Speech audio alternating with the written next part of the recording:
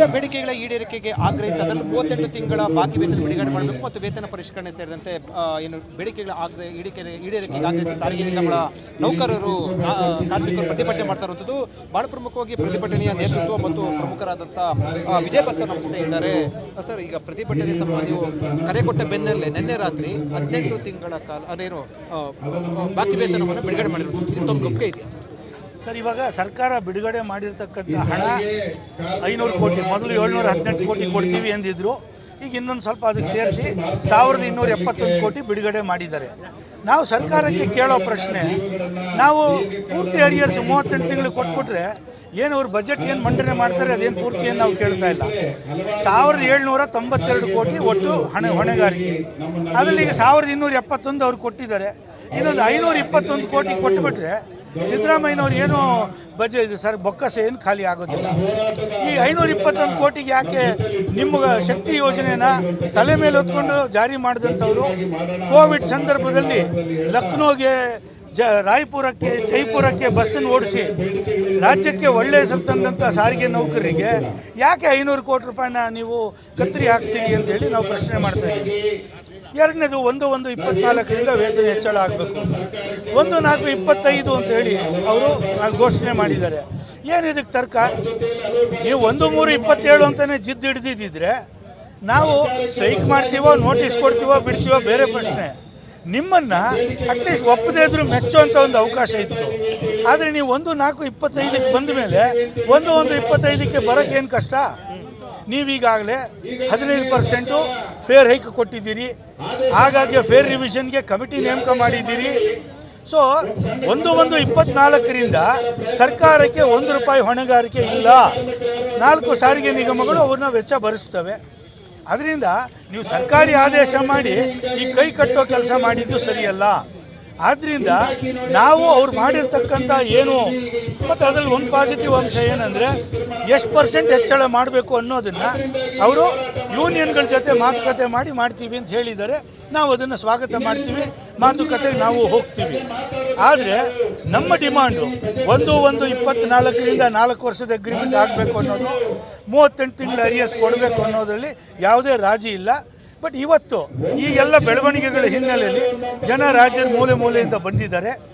ಈ ಒಂದು ಜನರ ಒಂದು ಅಭಿಪ್ರಾಯವನ್ನು ತಗೊಂಡು ಜಂಟಿ ಕ್ರಿಯಾ ಸಮಿತಿ ಮುಷ್ಕರ ಮಾಡಬೇಕು ಅನ್ನೋದನ್ನು ಯಾವ ದಿನಾಂಕದಿಂದ ಮಾಡಬೇಕು ಏನು ಅನ್ನೋದನ್ನು ನಾವು ತೀರ್ಮಾನ ಮಾಡಿ 4 ಗಂಟೆಗೆ ಹೇಳ್ತೀವಿ. ಜನ ನೋಡಿ, ಸಾರಿಗೆ ನೌಕರರು ಎಲ್ಲ ಕಡೆಯಿಂದ ಬಂದಿರುವಂಥದ್ದು ರೆಸ್ಪಾನ್ಸ್ ಆಗಿದೆ. ಅವರು ಕೂಡ ಹೇಳ್ತಾ ಇದ್ರು, ಸಂಘಟನೆಗಳು ಕಾರ್ಮಿಕ ಸಂಘಟನೆ ತೀರ್ಮಾನ ಕೈಗೊಂಡು ನಾವು ಬದ್ಧ ಇದ್ದೇವೆ, ಎಸ್ಮಾಕ್ ನಾವು ಎದುರೋದಿಲ್ಲ ಅಂತ ಹೇಳಿದ್ರು. ಇದ್ರ ಮಧ್ಯೆ ಎಸ್ಮಾ ಜಾರಿ ಮಾಡಿರುವಂಥದ್ದು. ಸರ್, ಅವರು ಎಸ್ಮಾ ಜಾರಿ ಮಾಡಲಿ ಅಥವಾ ಅವರು ನಮ್ಮನ್ನೆಲ್ಲ ಜೈಲಿಗೆ ಹಾಕಲಿ, ನಾವೇನು ತಲೆ ಕೆಡಿಸ್ಕೊಳ್ಳೋದಿಲ್ಲ. ಅವರು ಮ್ಯಾನೇಜ್ಮೆಂಟಲ್ಲಿ ಆಲ್ರೆಡಿ ಒಂದು ಸೂಚನೆ ಏನು ಕೊಟ್ಟಿದ್ದಾರೆ. ಅವರೇನೋ ಸ್ಟ್ರೈಕ್ ಘೋಷಣೆ ಮಾಡಿದ್ರೆ ಲೀಡರ್ಗಳನ್ನೆಲ್ಲರೂ ಇಮಿಡಿಯೇಟಾಗಿ ಅರೆಸ್ಟ್ ಮಾಡಬೇಕು ಅಂತೇಳಿ ಅವ್ರಿಗೆ ಪ್ಲ್ಯಾನ್ ಮಾಡಿದ್ದಾರೆ. ಮಾಡಿಕೊಳ್ಳಿ, ನಾವು ಸ್ಟ್ರೈಕ್ ತೀರ್ಮಾನನೇ ಮಾಡೋದಾದರೆ ಅವ್ರು ಜೈಲಿಗೆ ಹಾಕಿದ್ರು ಭಾಳ ಸಂತೋಷ. ಬಸ್ ಅಂತೂ ನಡೆಯೋದಿಲ್ಲ. ಲೀಡರ್ಸ್ನ ನೀವು ಜೈಲಿಗೆ ಹಾಕಿ ಬಸ್ ನಡೆಸೋದಂತೂ ಸಾಧ್ಯ ಇಲ್ಲ. ನಾನು ಅವರಲ್ಲಿ ಕೇಳೋದು, ನಿಮಗೂ ನಮಗೂ ಹೆಚ್ಚಿನ ಅಂತರ ಇಲ್ಲ. ಈಗಾಗಲೇ ನೀವೊಂದು 521 ಕೋಟಿ ಕೊಟ್ಟುಬಿಟ್ರೆ 38 ತಿಂಗಳ ಅರಿಯರ್ಸ್ ಕತೆ ಮುಗೀತು. ಮತ್ತು 1/1/24 ನೀವು ಎಷ್ಟು % ಅರಿಯರ್ ಇದು ವೇಜ್ ರೈಸ್ ಕೊಡಬೇಕು ಅನ್ನೋದನ್ನು ಚರ್ಚೆ ಮಾಡಿದ್ರೆ ಯಾವುದೇ ತಂಟೆ ತಕರಾರು ಇರೋದಿಲ್ಲ. ನಮ್ಮ ಕೈಲಿ ಧಿಕ್ಕಾರ ಹಾಕಿಸ್ಕೊಂಡು ನೀವು ಯಾಕೆ ಇದು ಮಾಡ್ತೀರಿ? ಎಸ್ಮಾ ಅಂತಂದರೆ ಭೀಮಣ್ಣ ಖಂಡ್ರೆ ಅವರು ಇತ್ತೀಚೆಗೆ ತೀರ್ಕೊಂಡಿದ್ದಾರೆ. ಅವ್ರಿಗೂ ಕೂಡ ಸಾರಿಗೆ ಸಚಿವರಾಗಿದ್ದಾಗ ನಾವು ಅವತ್ತು ಒಂದು ಘೋಷಣೆನೇ ಕೊಟ್ವಿ, ಬಾಲ್ಕಿ ಚಲೋ ಕಾರ್ಯಕ್ರಮ ಮಾಡಿ ಭೀಮಣ್ಣ ಖಂಡ್ರೆ ಅವ್ರಿಗೆ ಧಿಕ್ಕಾರ ಹೇಳಿದ್ವಿ. ಸೊ ಎಸ್ಮಾ ಅಂತಂದರೆ ನಿಮ್ಮ ಸರ್ಕಾರ ಭಸ್ಮ ಅಂತ ನಾವು ಹೇಳಬೇಕಾಗುತ್ತೆ. ಅದರಿಂದ ಅದಕ್ಕೆ ಅವಕಾಶ ಕೊಡಬೇಡ್ರಿ. ನೀವು ವಿವೇಚನೆಯಿಂದ ವರ್ತನೆ ಮಾಡಿ, ನಾವು ನಿಮ್ಮ ಜೊತೆಯಲ್ಲಿ ಸಮಸ್ಯೆ ಬಗೆಹರಿಸಲಿಕ್ಕೆ ಸಹಕಾರ ಕೊಡ್ತೀವಿ. ಆದರೆ ಮುಷ್ಕರದ ದಿನಾಂಕನ ಇವತ್ತು ಸಾಯಂಕಾಲ ನಾವು ಚರ್ಚೆ ಮಾಡಿ ಘೋಷಣೆ ಮಾಡಿ. ಪ್ರತಿಭಟನೆ ಯಾವಾಗಲೂ ಕೂಡ ಮಾಡ್ಕೊಂಡು ಬಂದಿದೆ, ಹಲವು ಬಾರಿ ಪ್ರತಿಭಟನೆ. ಈ ಪ್ರತಿಭಟನೆ ವಿಶೇಷ ಮತ್ತು ಏನು ಸಂದೇಶ ಕೊಡ್ತಾರೆ? ಈ ಪ್ರತಿಭಟನೆ ಈಗಲೂ ಕೂಡ ಪ್ರತಿಭಟನೆ. ಈ ಪ್ರತಿಭಟನೆದು ಒಂದು ಯಶಸ್ಸು ಏನಪ್ಪ ಅಂದರೆ, ನಾವು 29ನೇ ತಾರೀಕು ಬೆಂಗಳೂರು ಚಲೋ ಕಾರ್ಯಕ್ರಮಕ್ಕೆ ಕರೆ ಕೊಟ್ಟಾಗ 28ನೇ ತಾರೀಕು ಈ ತೀರ್ಮಾನ ಬರಲಿಲ್ಲ. ಈ ಬಾರಿಯ ಬೆಂಗಳೂರು ಚಲೋ ಕಾರ್ಯಕ್ರಮಕ್ಕೆ ಅವರು 14 ತಿಂಗಳಿದ್ದು ಮುಖ್ಯಮಂತ್ರಿಗಳು ಹೇಳಿದ್ದು, ಅದು 26 ತಿಂಗಳು ಮಾಡಿದ್ದಾರೆ. ಮತ್ತೆ ಡೆಫಿನೆಟ್ಲಿ ಸರ್ಕಾರ ಇವತ್ತು ನಮ್ಮ ಹೋರಾಟಕ್ಕೆ ಸ್ವಲ್ಪ ಮಣಿದಿದೆ ಅಂತಲೇ ನಾನು ಹೇಳ್ತೀನಿ. ಬೆದರಿದೆ ಅನ್ನೋ ಶಬ್ದ ಬೇಕಾಗಿಲ್ಲ, ಯಾಕೆಂದರೆ ಅದು ನಾವು ಯಾವತ್ತೇ ಇದ್ದರೂ ನಾವು ನಮ್ಮ ಹೋರಾಟದಲ್ಲಿ ಭಾಳ ಫರ್ಮ್ ಇರ್ತೀವಿ, ನಮ್ಮ ತೀರ್ಮಾನದಲ್ಲಿ ಫರ್ಮ್ ಇರ್ತೀವಿ. ಬಟ್ ಅದನ್ನು ನಾವು ಉದ್ದಟತನ ಅಹಂಕಾರದಿಂದ ಹೇಳೋ ಅವಶ್ಯಕತೆ ಇಲ್ಲ. ನಾವು ಸರ್ಕಾರ ನಮ್ಮ ಬೇಡಿಕೆಗೆ ಒತ್ತಡಕ್ಕೆ ಮಣಿದಿದೆ. ಇನ್ನೊಂದು ಸ್ವಲ್ಪ ಕೊಟ್ಬಿಡ್ರಪ್ಪ, 520 ಕೋಟಿ ಯಾವ ದೊಡ್ಡ 521 ಕೋಟಿ ಕೊಟ್ಬಿಟ್ರೆ ಚರ್ಚೆ ಮಾಡೋಣ, ಎಲ್ಲರೂ ಸಮಾಧಾನವಾಗಿರ್ತಾರೆ. ಇದು ನಾವು ಸರ್ಕಾರಕ್ಕೆ ಹೇಳುವಂತ ಮತ್ತೆ ಪ್ರತಿಭಟನೆ ಹೋರಾಟದಲ್ಲಿ ಇದು ಒಂದು ರೀತಿಯಲ್ಲಿ ಅಂತಿಮ ಹೋರಾಟ. ಇದು ಅಂತಿಮ ಹೋರಾಟಕ್ಕೆ ಅಂತಿಮ ಅನ್ನೋದಿಲ್ಲ. ಈ ಹೋರಾಟ ಒಂದು ಅಚೀವ್ಮೆಂಟ್ ಮಾಡಿದೆ, 26 ತಿಂಗಳಿಗೆ ಬಂದಿದ್ದಾರೆ, ಮತ್ತೆ 1/4/25ಕ್ಕೆ ಬಂದಿದ್ದಾರೆ, 1/4/27ಕ್ಕೆ ಇದ್ರು ಸಿದ್ದರಾಮಯ್ಯನವರು, ಆಗಸ್ಟ್ 4ನೇ ತಾರೀಕು 1/4/26ಕ್ಕೆ ಬಂದರು, ಈಗ 1/4/25ಕ್ಕೆ ಬಂದಿದ್ದಾರೆ. ನಾವು ನಮ್ಮ ಹೋರಾಟ ಇನ್ನಷ್ಟು ತೀವ್ರಗೊಳಿಸಿದ್ರೆ 1/1/25ಕ್ಕೆ 4ಕ್ಕೆ ಬಂದೇ ಬರ್ತಾರೆ ಅನ್ನೋದು ನಮಗೆ ನಂಬಿಕೆ ಇದೆ, ನಮ್ಮ ಹೋರಾಟದಲ್ಲಿ ನಮಗೆ ನಂಬಿಕೆ ಇದೆ. ಅದರಿಂದ ಸರ್ಕಾರ ಬೇಗ ಮಾಡಿದ್ರೆ ಬೇಗ ಇತ್ಯರ್ಥ ಆಗುತ್ತೆ. ಮುಷ್ಕರ ಗ್ಯಾರಂಟಿನಾ? ಮುಷ್ಕರ ಖಂಡಿತ, ಮುಷ್ಕರದಲ್ಲಿ ಏನು ಭಿನ್ನಾಭಿಪ್ರಾಯ ಇಲ್ಲ. ಮುಷ್ಕರ ಮಾಡೇ ಮಾಡ್ತೀವಿ, ದಿನಾಂಕನ ಈಗ ತೀರ್ಮಾನ ಮಾಡಿ ಹೇಳ್ತೀವಿ. ಅರೆಸ್ಟ್ ಮಾಡೋದು ಅಥವಾ ಕೆಲಸದ ವಜಾ ಅಂತ ಅನ್ನೋದು ನೋಟಿಸ್ ನಾವು ಹೇಳೋದು, ಅವರು 30,000 ಜನದ್ದು ಡಿಸಿಪ್ಲಿನ್ ಆ್ಯಕ್ಷನ್ ಇನ್ನೂ ಹಿಂದಕ್ಕೆ ತಗೊಂಡಿಲ್ಲ. ಆಗಸ್ಟ್ 5ನೇ ತಾರೀಕು ಮುಷ್ಕರದ್ದು, ಅವ್ರ ಹತ್ರ ಲೆಟ್ರ್ಗಳೆಲ್ಲ ಬಾಕಿ ಇದೆ, ಗೊತ್ತು ನಮಗೆ. ಒಂದು ನ್ಯಾಯ ಪಡಿಬೇಕು ಅಂದರೆ ಹೋರಾಟದಲ್ಲಿ ಈ ಥರದ ಒಂದು ಸ್ಯಾಕ್ರಿಫೈಸ್ಗಳು ಅನಿವಾರ್ಯ.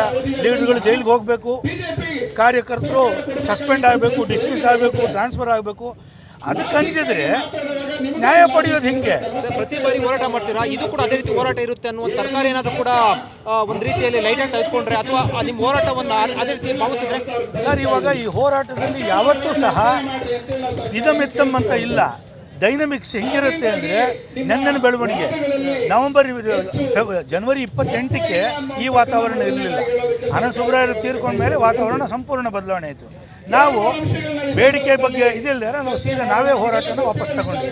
ಅದನ್ನು 19ಕ್ಕೆ ಹಾಕಿದ್ವಿ, ಅವ್ರು 18ಕ್ಕೆ ಕರೆದು 12 ತಿಂಗಳು ಮಾಡಿದ್ದಾರೆ. ಸೊ ಅದರಿಂದ ಪಾಸಿಟಿವ್ ಆಗಿ ನಾವು ತಗೋಬೇಕು ಈ ಒಂದು ಬೆಳವಣಿಗೆಗಳನ್ನು. ಬಟ್ ಇದೆಲ್ಲವನ್ನು ವಿಮರ್ಶೆ ಮಾಡಿ ನಾವು ತೀರ್ಮಾನ ತಗೊಳ್ತೀವಿ. ಅನಂತರಾವ್ ಸುಬ್ರಾವ್ ಸರ್ ಇಲ್ಲ, ಸೊ ಈಗ ಅವರ ಜಾಗದಲ್ಲಿ ನೇತೃತ್ವ ಯಾರು ವಹಿಸ್ತಾ ಇದ್ದಾರೆ? ಸರ್, ಈಗ ಅನಂತ ಸುಬ್ರಾವ್ ಇದ್ದಾಗಲೂ ಕೂಡ ಜಂಟಿ ಕ್ರಿಯಾ ಸಮಿತಿ ನೇತೃತ್ವದಲ್ಲಿ ಹೋರಾಟ ನಡೀತಾ ಇತ್ತು. ಈಗ AITUCಯ KSRTC ಫೆಡರೇಷನ್ನ ಅಧ್ಯಕ್ಷರ ಜಾಗಕ್ಕೆ ಯಾರನ್ನ ತರಬೇಕು ಅನ್ನೋ ಚರ್ಚೆ ನಡೀತಾ ಇದೆ, ಅದು ತೀರ್ಮಾನ ಆಗುತ್ತೆ. ಇದು ವಿಜಯ್ ಭಾಸ್ಕರ್ ಅವರು ಹೇಳಿಕೆ. ಅವ್ರು ಹೇಳ್ತಾ ಇರುವಂಥದ್ದು, ನಮ್ಮ ಬೇಡಿಕೆ ಈಡೇರಲಿಲ್ಲ ಅಂತಂದ್ರೆ ಸರ್ಕಾರ ಮುಷ್ಕರಕ್ಕೆ ಕರೆ ಕೊಡ್ತೀವಿ, ಅಂತ ಎಚ್ಚರಿಕೆಯಿಂದ ಕಾರ್ಮಿಕ ಸಂಘಟನೆಗಳ ನಾಯಕರು.